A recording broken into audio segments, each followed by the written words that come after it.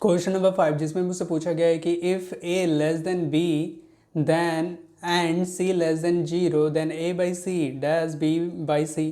तो क्वेश्चन में मेरे पास गिवन है कि ए बोल रहा है कि लेस देन बी है, ठीक है। तो ए लेस देन बी, ए का वैल्यू बी से छोटा है, ठीक है। उसके बाद बोल रहा है कि सी का वैल्यू ना जीरो से छोटा है, ठीक है।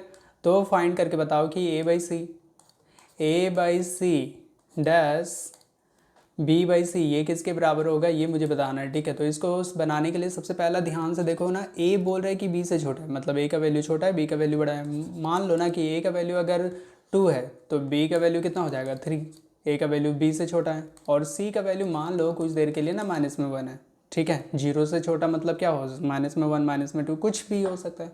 अब यहाँ पे बस वैल्यू को पुट कर लो, यहाँ पे बस मान के बना रहे, ठीक है।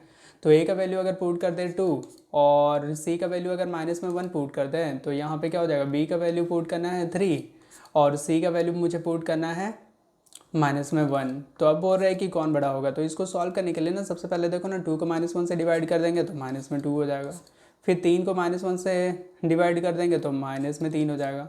अब यहाँ पे अगर नंबर लाइन को अगर देखें तो नंबर लाइन में सबसे पहले कौन होता है, जीरो होता है, फिर -1 होता है, फिर -2, फिर -3, फिर -4 ऐसे करके जाता है। और इधर अगर बोले तो 1 2 3 ऐसे करके जाता है।